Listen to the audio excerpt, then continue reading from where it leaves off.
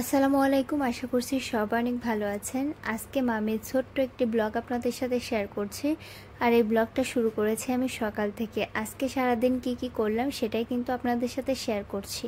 তো সকালে উঠেই আমি অনেকগুলো রুটি তৈরি করে নিয়েছি। এটা দিয়ে আমরা নাস্তাটা কমপ্লিট করব। মাশাআল্লাহ, আর এখন রেগুলার খাবারটাই খেতে পারে, মানে যেটা আমরা খাই সেটাই ও খায়।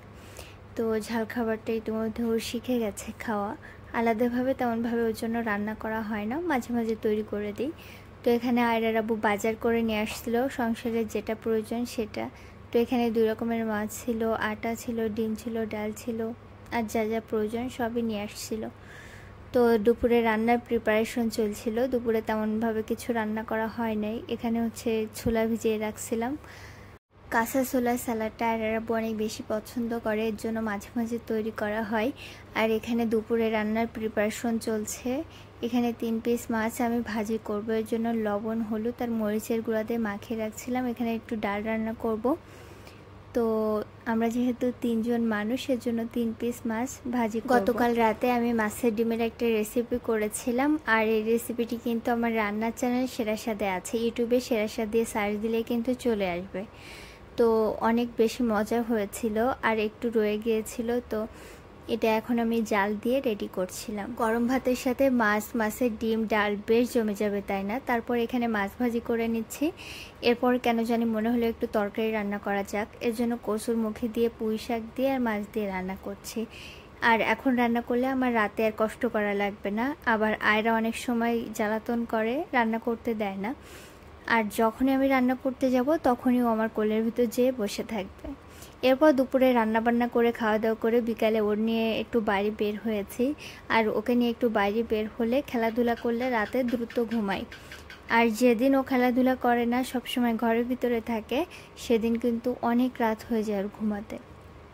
তো বাইরে একটু নিয়ে গেলে ওর মনটাও ভালো থাকে, হাসি খুশি থাকে। আমি চেষ্টা করি আয়রাকে দিনের কোনো এক সময় বাইরে নিয়ে আসার। আমি এক জায়গায় বসে থাকি আর ওর মতো খেলাধুলা করে, এনজয় করে। তো আমি ওকে গোসলের আগে খেলতে দিই এবং মানে সন্ধ্যার আগে খেলতে দিই। গোসলের আগে খেলতে দিলে হবে কি, ও একটু গায়ে ময়লা মাটি মাখলেও আমি গোসল করিয়ে দিলে ওটা ফ্রেশ হয়ে যাবে। এই জন্য গোসলের আগে ওকে অবশ্যই খেলতে দিই। আর সন্ধ্যার আগে বিকাল টাইমে খেলতে দিই। আর ওই সময় খেলাধুলা করলে ও রাতে খুব দ্রুত ঘুমিয়ে পড়ে আর খুব এনজয় করে। তো এখানে সন্ধ্যার সময় অনেক ক্ষুধা লেগে গেছিলো, তো ভাবলাম একটু স্যান্ডউইচ তৈরি করি। তো আয়রাও কিন্তু এই স্যান্ডউইচ খেয়েছে।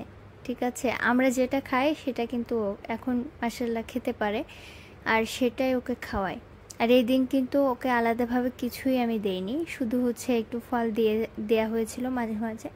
তো এখানে স্যান্ডউইচ তৈরি করছিলাম। আর এই মেয়োনিজটা কিন্তু আমি বাসায় তৈরি করেছি। এটা সিদ্ধ ডিমের মেয়োনিজ। সিদ্ধ ডিম, এর ভিতরে একটু সস আছে, গুঁড়া দুধ আছে, অল্প একটু চিনি আছে, এছাড়াও কিন্তু কিছুই নাই। তো খুবই মজা হয় এই মেয়োনিজটা। আমি এই রেসিপি একদিন আপনাদের সাথে শেয়ার করব।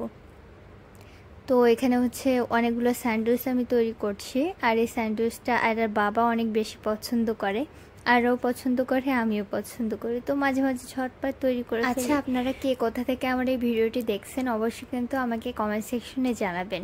আর আপনারা যে আমাকে সুন্দর সুন্দর কমেন্ট করেন, এগুলো পড়তে আমার খুবই ভালো লাগে এবং ভিডিও করার প্রতি উৎসাহ জাগায়। তো এখানে স্যান্ডউইচের মতো তেকুনা করে কেটে নিয়েছিলাম। তো আমি মাঝে মাঝে বলি আয়রার বাবাকে যে এগুলো করার কি দরকার আছে, আমরা তো বাসায় খাচ্ছি। সে বলে প্রেজেন্টেশন সুন্দর হলে খেতেও ভালো লাগবে। তো এই তো কাটাকাটির পরে এখানে খাচ্ছিলাম, খুবই মজা হয়েছিল। আপনারাও তৈরি করে দেখবেন বাসায়, এভাবে মেয়োনিজ তৈরি করবেন সিদ্ধ ডিম দিয়ে। অল্প খরচেই কিন্তু এগুলো তৈরি করা যাবে, আর অনেক হেলদি একটা খাবার। তো এই তো আমি সবসময় চেষ্টা করি আয়রার জন্য হলেও বাসায় সব কিছু মেক করার। এরপর রাতে আয়রার বাবা ফ্রাইড রাইস আর চিকেন নিয়ে এসেছিলো, তো সেটাই আয়রা খাচ্ছিল। আর ও এগুলো খেতে অনেক বেশি পছন্দ করে। তো আজকে এই পর্যন্ত, সবাই অনেক বেশি ভালো থাকবেন। আজকের ব্লগটা কেমন লাগলো অবশ্যই কিন্তু আমাকে কমেন্ট সেকশনে জানাবেন। আল্লাহ হাফেজ।